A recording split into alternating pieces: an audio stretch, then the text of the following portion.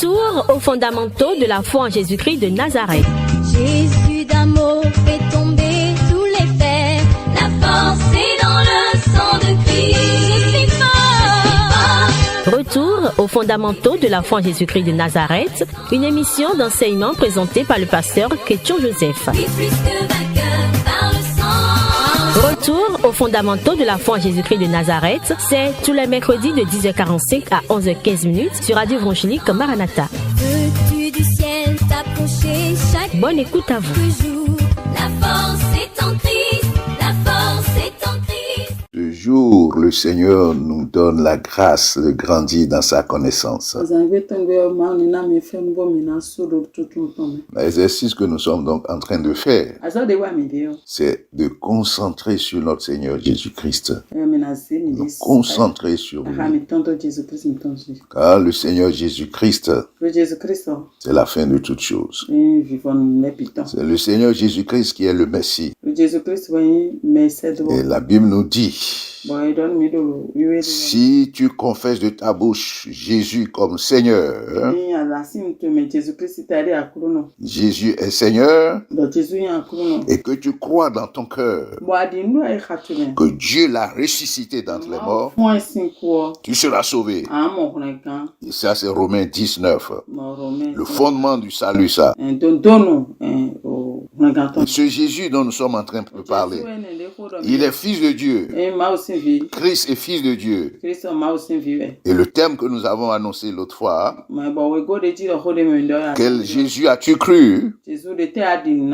Et le Jésus qui est le véritable révélé selon les Écritures,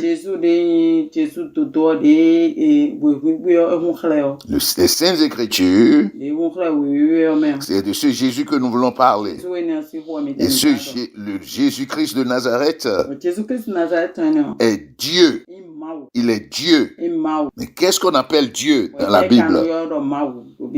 La Bible a son vocabulaire. En quelque sorte, la Bible a un discours bien déterminé, précis. Et donc, puisque nous croyons en ce Dieu qui a été révélé dans les Saintes Écritures, la Bible, ce Dieu dont nous parlons, celui qui a été révélé en Jésus-Christ, il faut que nous voyions comment la Bible, les Saintes Écritures présentent ce Dieu. Car si on va de culture en culture, de nation en nation, ce que les gens appellent Dieu ne désigne pas forcément le Dieu qui s'est révélé dans la Bible.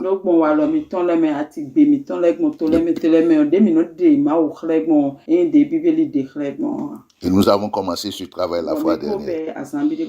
Quand on dit que Jésus-Christ est Dieu, comment il est Dieu? Quel Dieu est-il? Et c'est ce que nous sommes en train de faire. Et nous avons dit, le Dieu dont nous parlons dans la Bible a donné son nom. Et dans la Bible, le nom n'est pas séparé de la personne. C'est-à-dire, le nom n'est pas séparé de ce que la personne est. Et le nom n'est pas donné au hasard. Ça exprime la personne, ses caractères et sa nature.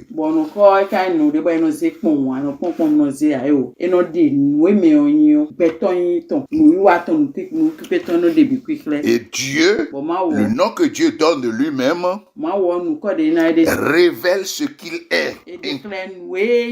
Et c'est important d'aller vers cette découverte pour savoir quel Dieu tu es en train d'adorer, quel Dieu j'adore, quel Dieu tu es pris, quel Dieu je sais, pour qu'en dernière minute je ne sois pas surpris.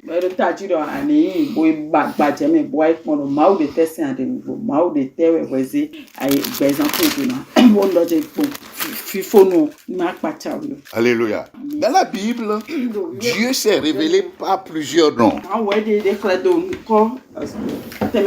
Et c'est très important pour les chrétiens de savoir ceci, que la plupart des noms dans la Bible sont des noms d'alliance sacrés. Et Dieu s'est révélé à des hommes, à des nations par rapport à la relation qu'il avait, c'est-à-dire l'alliance qu'il avait scellée avec ces personnes et ces institutions.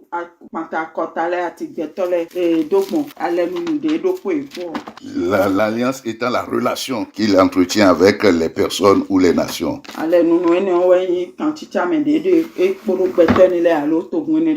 Par exemple, nous avons commencé à parler de Exode 3:14, le nom qu'il a révélé à Moïse.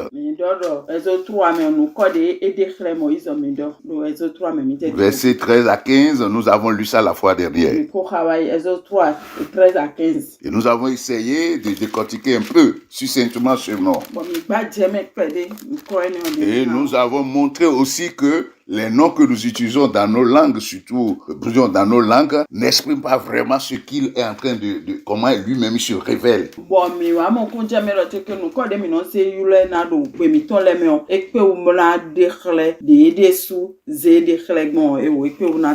Donc, dans Exode 3, il s'est révélé comme, je vais lire ce passage encore, Dieu dit à Moïse, quand Moïse lui a posé la question, il dit, je suis celui qui suis. Verset 14, et il ajouta, c'est ainsi que tu répondras aux enfants d'Israël. Celui qui s'appelle Je suis m'a envoyé vers vous.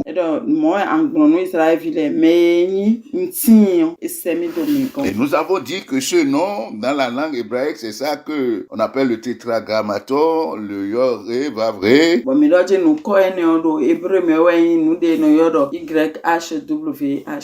Et que les gens essayaient de traduire par Yahvé. C'est un effort pour appeler ce Dieu Yahvé. Et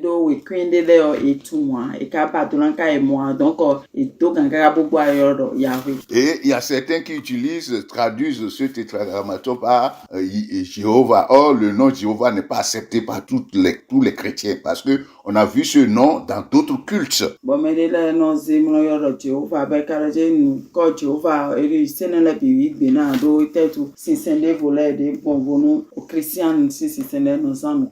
Gloire à Dieu. Et ce nom que dans le français, on a traduit par éternel. Les Bibles françaises vont utiliser le mot éternel.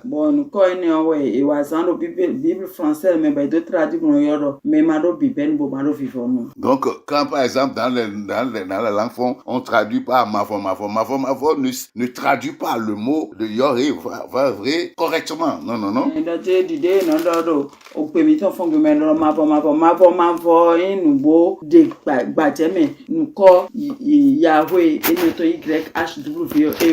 Parce que Mavo dit celui qui ne prend pas fin. Alors, il n'est pas que ça. Il n'a ni commencement ni de fin. Il est éternel. C'est celui qui était, qui est et qui sera. En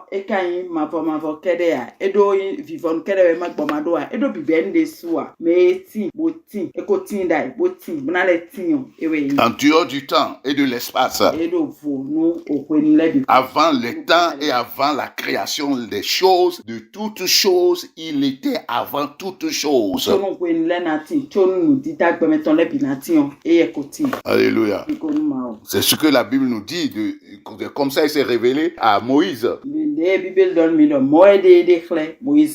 Et dans le Nouveau Testament, les Grecs ont traduit ce mot par théos, ou bien théon, protéon. Le Nouveau Testament, mais en grec, ils ont traduit de théon, protéon. Et nous avions dit qu'au début, le mot Dieu, nous avons dit au début que le mot Dieu est utilisé pour des personnes, des rois, des magistrats, des juges, mais pas dans le sens de Yahvé, Varé. mi dodo che ko do bibe no da koko o mawo inozan elohimo inozanu o jujile menoda kwele akhosule me me do aganu do tomele inozan ko neni. Et aussi pour les idoles. Les idoles. Donc, il faut que nous soyons très clairs dans ce que nous sommes en train d'invoquer. Notre Seigneur, il y a un nom qui nous a donné qui est au-dessus de tous les noms. Donc, le mot Dieu, il ne faut pas se faire, vous voyez pas le mot Dieu. Non.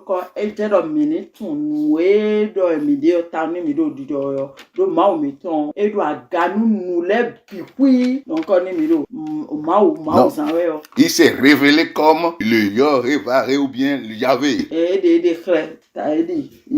Alléluia. Alléluia. Mais la Bible met l'accent, un point d'honneur à révéler quelque chose, aussi bien dans l'Ancien Testament que dans le Nouveau Testament, pour distinguer le vrai Dieu des idoles.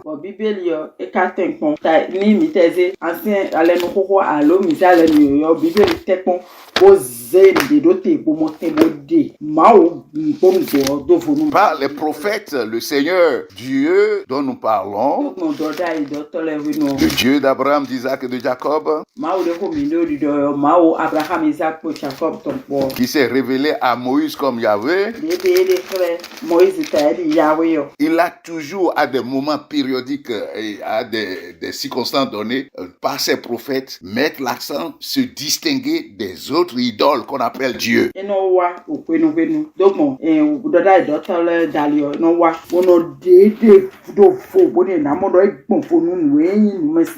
Par exemple, dans Jérémie 10, je vais lire quelques passages dans Jérémie 10. À partir du verset 10, je lis ceci. Mais l'Éternel est Dieu en vérité. Ça veut dire quoi? Qu'il est le vrai Dieu. Et il dit, le verset 10 continue, dit, il est le Dieu vivant. Un roi éternel. Quand on dit Dieu vivant, c'est pas opposition aux idoles qui ne sont pas des êtres vivants, mais c'est des statues. Les idoles des peuples, des nations.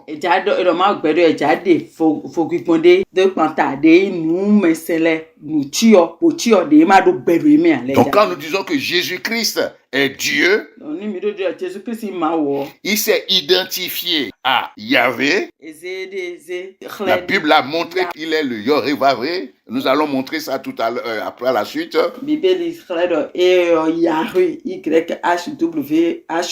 Et qu'il est celui qui n'a ni commencement ni fin. Et avant toute chose, avant les temps, la création, la matière. Et nous allons montrer des passages qui ont montré ça directement et clairement.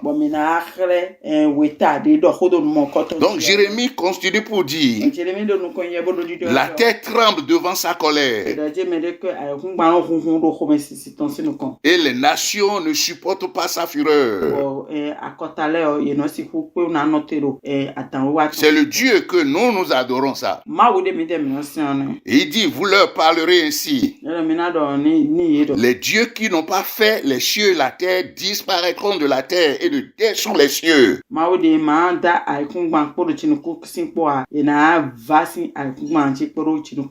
C'est-à-dire les faux dieux, les idoles, les dieux des nations.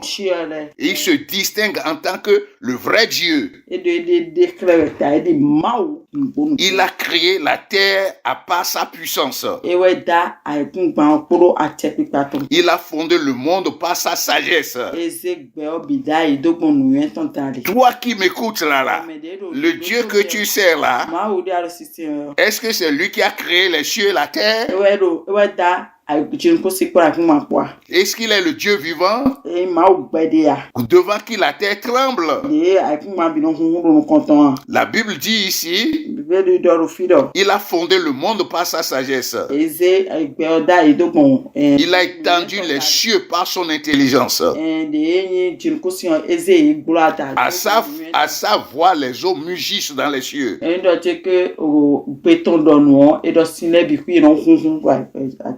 Il fait monter les nuages des extrémités de la terre. Il produit les éclairs et la pluie. Il tire le vent de ses trésors.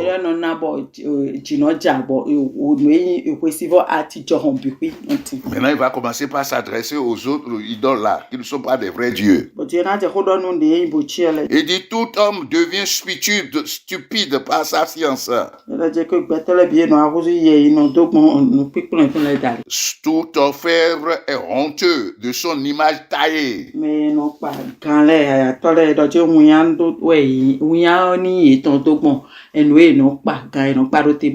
Les idoles ne sont que mensonges. Il n'y a point en elles le souffle.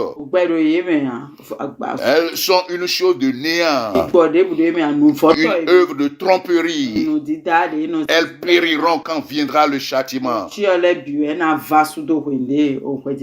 Alléluia. Dans Ésaïe 40, c'est aussi intéressant de lire comment Ésaïe l'a présenté.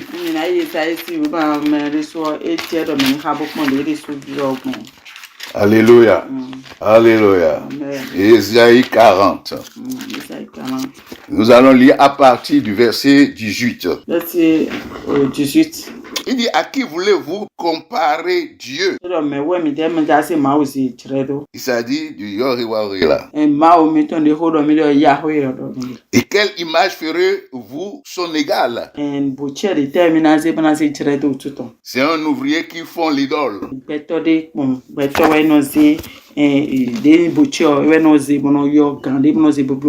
C'est un orfèvre qui la couvre d'or.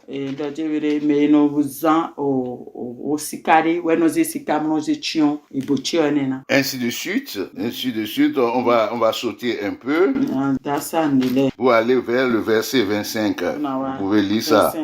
La Bible dit, à qui me comparerez-vous pour que je lui ressemble? Moi qui suis le Saint. Dans Ésaïe 44, verset 6, il dit ceci. Dans Ésaïe 44, verset 6, il dit, ainsi parle l'Éternel, c'est le Yoriwori, roi d'Israël et son Rédempteur, l'Éternel des armées. Je suis le premier et je suis le dernier. Et hors de moi, il n'y a point de Dieu. Mais mado biben mado vivant a khoso Israël ton konegante Israël ton et de dido nyewen nous konkonton nyewen gutoto nyemefo maoude busodia. Alléluia. Alléluia. Alléluia. C'est lui de celui-là que nous sommes en train de parler. Et à Moïse, il dit ceci. Comme je vous ai dit, puisque les gens aiment citer les noms El Shaddai, ils aiment El Adonai, il y avait Rapha, Nissi, tout ça là. Ce sont des noms d'alliance.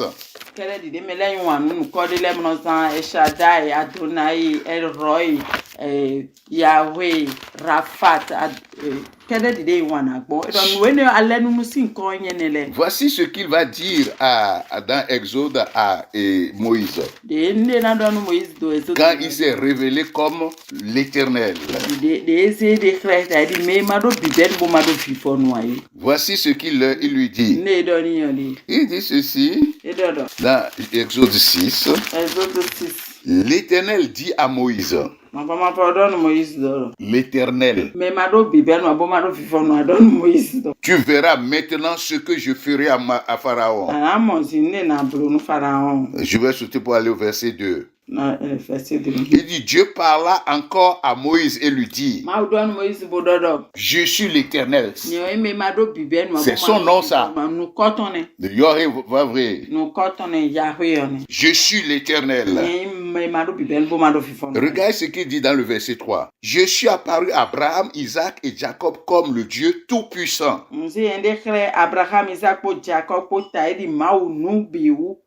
Mais je n'ai pas été connu d'eux sous mon nom éternel.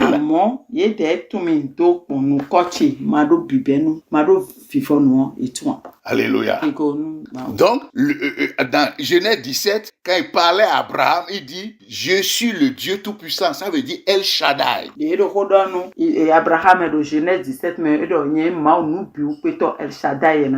Par rapport à l'alliance et sa relation avec Abraham. Mais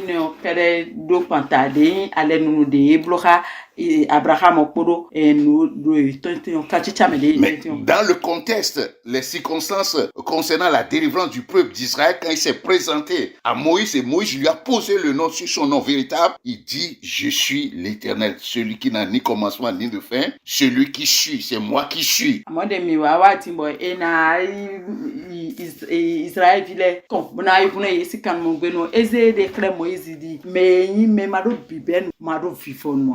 Celui, je suis. Je suis. Je suis celui que je suis. S'il y a une entité qui est, c'est moi. Je suis. En dehors de moi, rien n'est. Et je suis celui que je suis. Alléluia. Je serai tout ce que je serai. Celui qui était. Celui qui vient. Celui qui est. Et celui qui viendra. Ça, c'est comme ça l'Apocalypse l'a présenté. Gloire à Dieu. Alors, toi qui es chrétien aujourd'hui, Dieu s'est révélé à nous aussi avec des noms. Avec un nom. Et parfois, on voit même dans les louanges, les gens vont dans ces noms d'alliance du passé et ça entraîne une certaine confusion.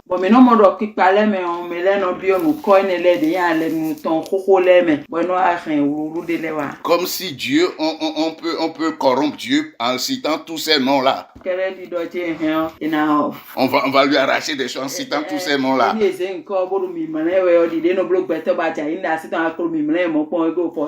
Dieu n'est pas un homme. Nous reviendrons sur ça dans d'autres études plus tard. Gloire à Dieu. Donc, Dieu, et dans le Nouveau Testament, on voit aussi la même démarche où le Saint-Esprit essaie toujours de distinguer le vrai Dieu des dieux des peuples, le vrai Dieu des idoles.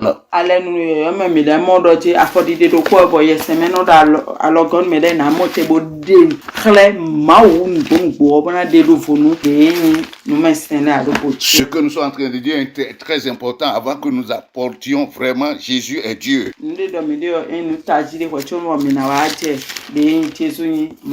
Parce que quand on dit Jésus est Dieu, de quel type Dieu il est? À ne pas confondre au Dieu de nos cultures. Non, non, non.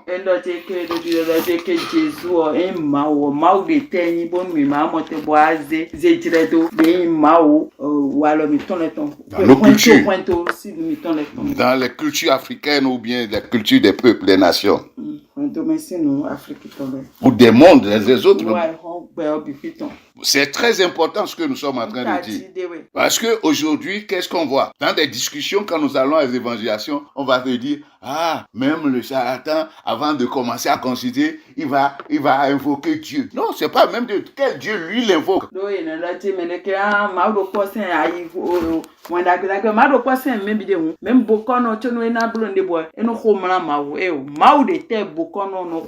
C'est pas le même Dieu. C'est pas le Dieu qui s'est révélé en Christ. Parce que le Dieu qui s'est révélé en Christ a été très précis et a vraiment donné tout ce qui le caractérise.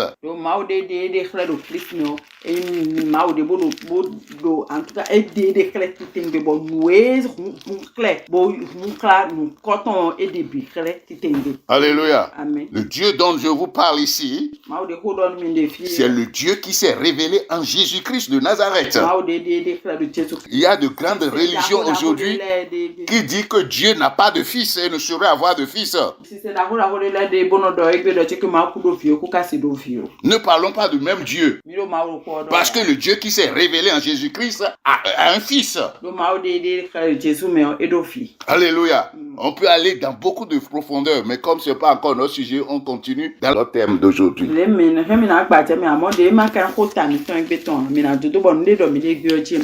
Alléluia. Dans 1 Thessaloniciens 1, chapitre 1, verset 9 à 10, le Saint-Esprit par l'apôtre dit ceci. Car on raconte à votre sujet, s'adressant aux Thessaloniciens, voici ce qu'il dit. On raconte à votre sujet quel accès nous avons eu auprès de vous et comment vous vous êtes convertis à Dieu en abandonnant les idoles pour servir le Dieu vivant et vrai. Apôtre Paul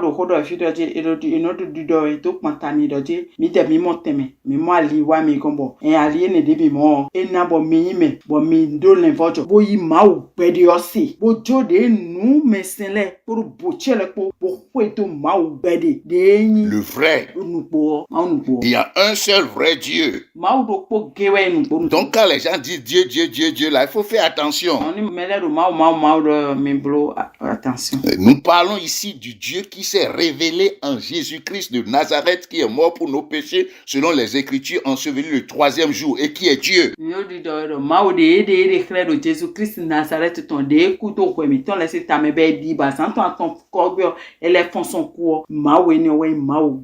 Et ce Jésus-Christ est fils de Dieu, Dieu. C'est clair.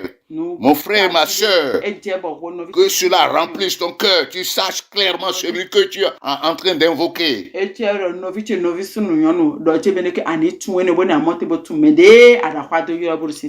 Parce que ta foi dépend de l'enseignement que tu as reçu. C'est ta doctrine qui détermine ta foi.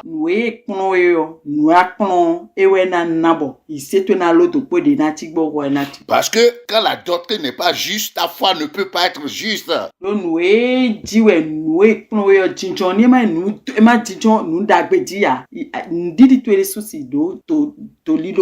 Et la Bible dit, n'oublie pas, il te sera fait selon ta foi.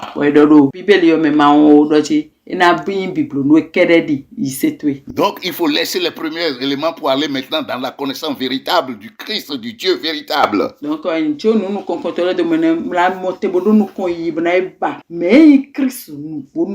La Bible dit ici qu'ils se sont détournés des idoles, c'est-à-dire des dieux, des peuples, des faux dieux.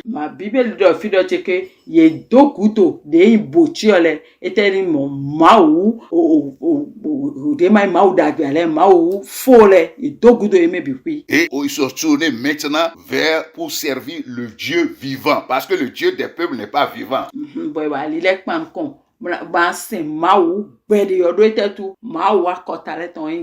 Le Dieu des peuples, c'est des images taillées, c'est des arbres, c'est des serpents, c'est des ci et ça.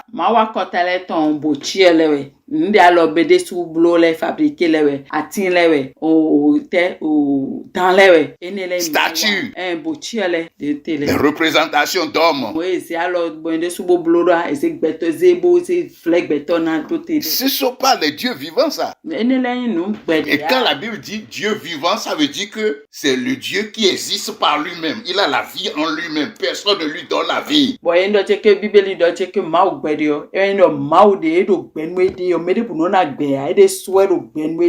Il se suffit à lui-même. Il n'a pas besoin d'adoration.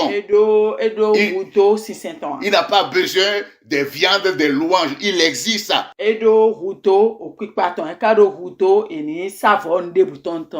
Parce que quand tu loues Dieu, ça ne fait que servir ton intérêt. Tu fais du bien pour toi-même. Lui, il existait avant tes louanges et ton adoration, tes offrandes. Et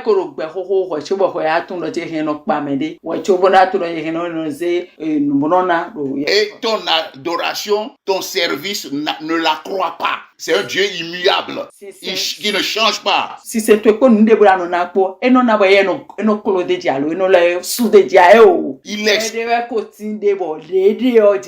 dit je suis. C'est le seul qui suit.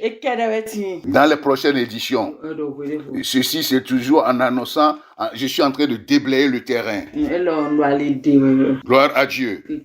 Soyez bénis en ce jour et que le Seigneur vous soutienne. Prenez votre patience et écoutez tout avant de commencer à prononcer des jugements. Et s'il y a des confusions, appelez. Que le Seigneur vous garde. Au nom puissant de Jésus. Amen. Amen. Peux-tu braver et la mort et l'enfer? La force est en Christ, la force est en Christ. C'était l'émission Retour aux fondamentaux de la foi en Jésus-Christ de Nazareth. Jésus d'amour fait tomber tous les fers. La force est dans le sang de Christ. Je suis fort. Retour aux fondamentaux de la foi en Jésus-Christ de Nazareth, une émission d'enseignement présentée par le pasteur Ketchon Joseph. Et plus que vainqueur par le sang. Retour aux fondamentaux de la foi en Jésus-Christ de Nazareth, tous les mercredis de 10h45 à 11h15. Veux-tu du ciel? Contact du pasteur 53 53 03 84. 53 53 03 84. Que Dieu bénisse votre écoute. La force est en Christ.